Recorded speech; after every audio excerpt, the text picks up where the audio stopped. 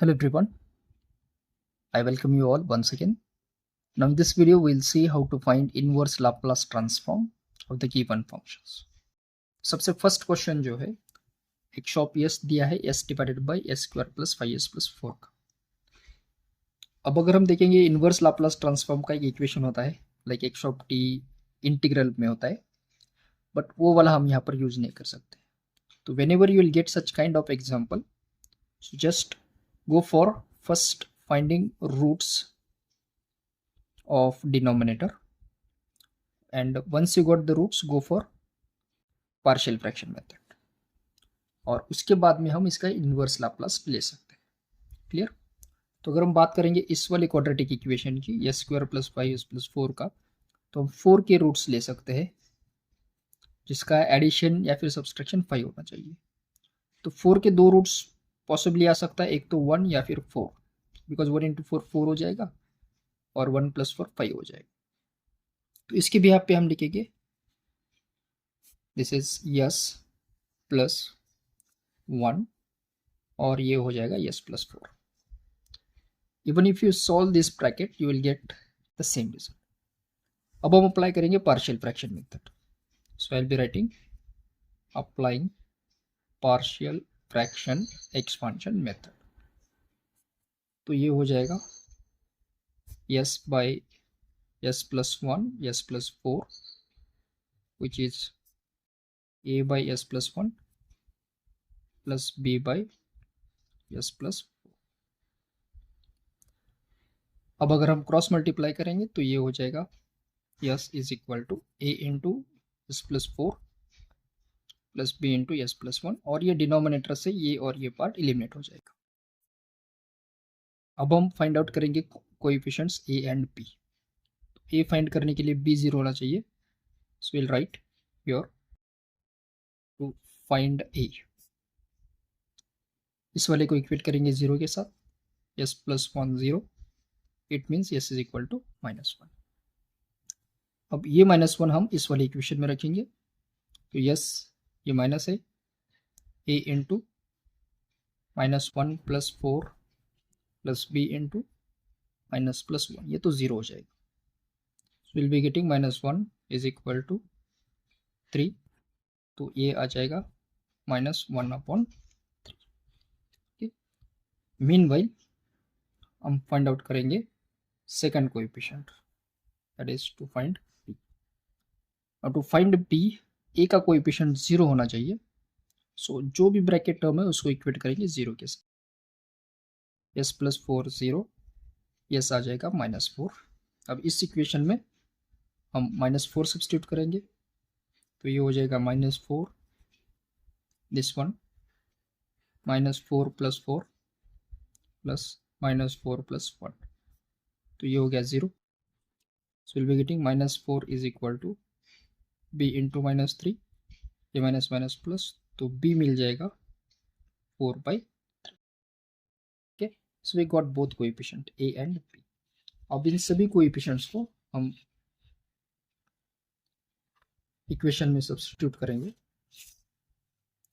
तो ये जो पार्शियल फ्रैक्शन एक्सपांशन का इक्वेशन है वो मिलेगा x of s is equal to a है -1/3 अपॉन s प्लस 1 और b है 4/3 अपॉन s प्लस 4। अब इस वाले फॉर्म में हमने इक्वेशन को क्यों ऑब्टेन किया है, इसको हम लिखेंगे कुछ इस तरह से 1/3 इंटू 1/s प्लस 1, और ये लिखेंगे 4/3 इंटू 1 अपॉन s प्लस 4। अब हम इस इक्वेशन का ले सकते हैं इनवर्स लाप्लास ट्रांसफॉर्म।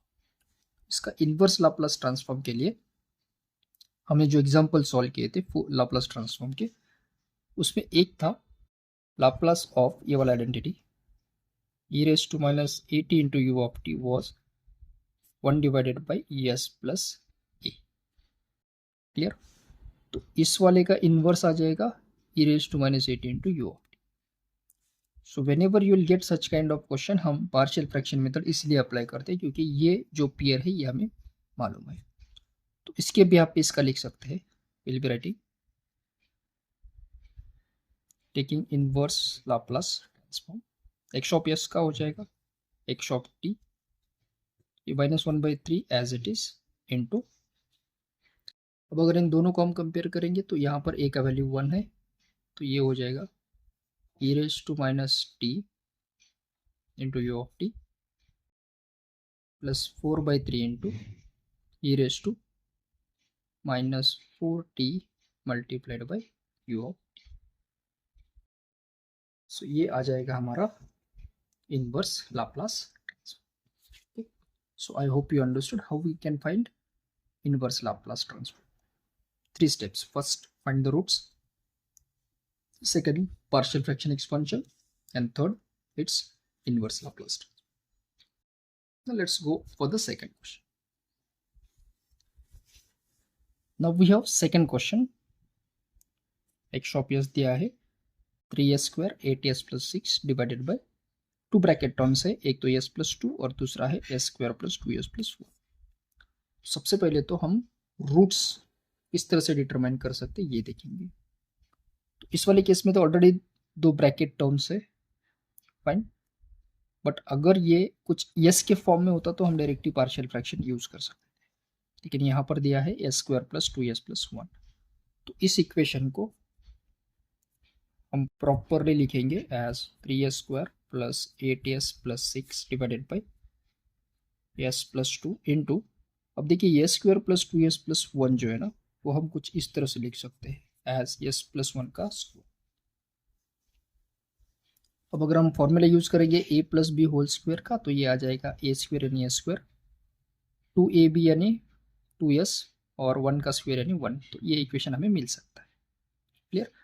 तो जब भी क्वेश्चन सॉल्व करेगा मेक श्योर कि ये ब्रैकेट टर्म में यस अवेलेबल है। अब हम अप्लाई करेंगे partial fraction method, so we'll be writing apply partial fraction expansion method, तो ये हो जाएगा 3s square 8s plus 6 divided by s plus 2 into s plus 1 whole square, which is equal to first constant term a upon this part s plus 2 plus b divided by, अभी s plus 1 का square जो है इसको हम लिख सकते हैं s plus 1 और तीसरा कोएफिशिएंट के साथ हम लिखेंगे s plus 1 का whole square. This is the way, अगर स्क्वायर टर्म अवेलेबल है तो हम इसको सेग्रीगेट कर सकते हैं। अब हमें 3 कोएफिशिएंट्स फाइंड करने हैं a b और c, तो सबसे पहले इसको प्रॉपरली लिखेंगे, तो ये हो जाएगा 3s square 8s plus 6 is equal to a into, fine. अब देखिए अगर हम ब्रैकेट एलसीएम अगर s plus 2 into S plus 1 square लेते हैं तो यहाँ पर s प्लस 2 है और इसका मैक्सिमम पावर 2 का है, तो ये आ जाएगा s प्लस 1 का स्क्वायर प्लस p इंटू, इसकी डिनोमिनेटर में s प्लस 1 है तो ये आ जाएगा s plus 2 into S plus 1, क्योंकि मैक्सिमम 2 है तो ये ऑलरेडी 1 आ जाएगा यहाँ पर, और ये s प्लस 2 प्लस सी इंटू यहाँ पर s प्लस 1 का स्क्वायर है तो left with this part s plus, इस तरह से हम किसी भी क्वाड्रेटिक इक्वेशन को लिख सकते हैं। अब हम फाइंड आउट करेंगे a, तो यहाँ पर लिखेंगे टू फाइंड a। अब a फाइंड करने के लिए b और c जीरो होना चाहिए। अब b और c कब जीरो हो सकता है, तो देखिए यहाँ पर s प्लस 2 है और यहाँ पर ये s प्लस 2 है, इट मीन्स अगर हम s इज इक्वल टू -2 रखेंगे इस एंटायर इक्वेशन में तो ये दो टर्म्स जीरो हो सकती है, तो इस भी आप पे ये आ जाएगा -2 स्क्वायर 8 -2 6 इज इक्वल ये -2 प्लस 1 स्क्वायर, और ये तो एंटायरली जीरो हो जाएगा तो डायरेक्टली लिखेंगे 0, 2 स्क्वायर यानी 4, तो ये 12 -16 plus 6 is equal to 1, -2 plus 1 1 square is 1, so we'll be getting 12 plus 6 18 minus 16 will be 2, तो जो फर्स्ट कोएफिशिएंट हमें मिला that will be 2। okay, now in the same fashion we'll go for to find either b or c।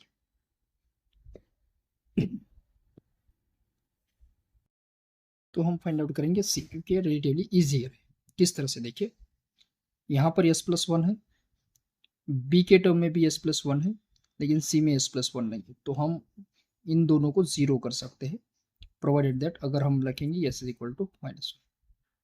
तो ये हो जाएगा 3 × -1² 8 × -1 + 6 is equal to ये 0, ये भी 0, और c इंटू हो जाएगा -1 + 2।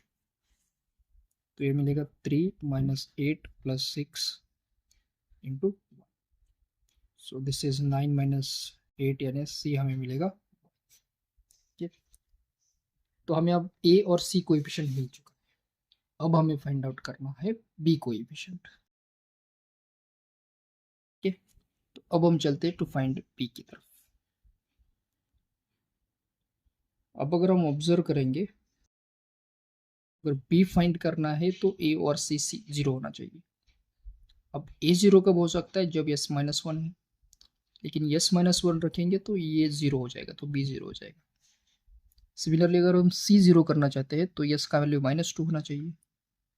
तो अगर यहाँ पर हम मान लीजिएगा -2 रखते हैं तो -2 + 2 0, यानी कि -1 और -2 व्हेन वी प्लेस, तब हमें एंटायरली ये 0 मिलेगा। तो इस वाले केस में अगर हम देखेंगे तो हमें a और c का वैल्यू पता है, तो हमें क्या फाइंड करना है, b। तो ऑलवेज s का जो वैल्यू है वो हम एज्यूम करेंगे 0। तो अगर यहाँ पर रखते हैं तो ये 0 और ये भी 0 हो जाएगा। सो LHS में हमें मिलेगा 6 is equal to a into 0 + 1 का स्क्वायर यानी 1 plus b into 0 + 2 2 into 1 plus c into हमें मिलेगा 0 + 2 यानी कि 2c। तो ये हो जाएगा a + 2b + 2 इंटू c।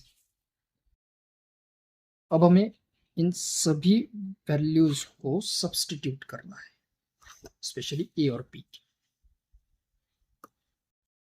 तो अगर हम इसको यहाँ पर प्लेस करते हैं, LHS 6 है, a का वैल्यू 2 है, तो ये आ जाएगा 2 + 2b + 2 इंटू c का वैल्यू 1 था, तो ये हो जाएगा 2। तो ये इंटायरली हो जाएगा 2 + 2 4 + 2b, यानी 6 - 4 2b। तो यहाँ पर मिलेगा 2 इज इक्वल टू 2b, ये कैंसल, तो b का कोएफिशिएंट आ गया। इस प्रकार से हम तीनों कोएफिशिएंट को फाइंड आउट कर सकते हैं। अब ये सभी वैल्यूज इस इक्वेशन में रखेंगे, तो ये हो जाएगा x of s is equal to a का वैल्यू है 2 ऑन s + 2, b का वैल्यू 1 है और c का वैल्यू है 1। क्लियर। अब हमने इसको इस एडिशन के फॉर्म में कन्वर्ट किया, तो लास्ट स्टेप की तरफ चलते हैं, that is taking inverse Laplace transform. ये हो जाएगा x ऑफ s का x ऑफ t। अब ये आइडेंटिटी जो हमने अभी देखा था formula, Laplace e⁻ at u होता है 1/s + a। तो हम लिख सकते हैं inverse Laplace transform of this function will be e⁻at into u। तो यहाँ पर a का वैल्यू 2 है, तो ये हो जाएगा 2 इंटू e⁻2t इंटू u। यहाँ पर वैल्यू 1 है, तो ये e⁻t इंटू u प्लस। अब देखिए s + 1 का स्क्वायर दिया है, तो अगर s + 1 का स्क्वायर दिया है तो हमने एक प्रॉपर्टी देखी थी, differentiation in frequency domain property, जिसके बिहाफ पे t इंटू e⁻at का लाप्लास होता है 1/s + a whole square. Clear. तो इसका इन्वर्स तो ये हो जाएगा, इसके बिहाफ पे इसका वैल्यू आ जाएगा t e⁻t into u। Clear. ये वाला आइडेंटिटी हमने देखा था। यहाँ पर पावर 1 है तो ये स्क्वायर आ गया, यहाँ पर 2 होता है तो ये 3, और ये इंक्रीजिंग में होता है, तो ये हो जाएगा हमारा inverse Laplace transform. So I guess you understood this particular question also and its solution. Thank you. Cheers.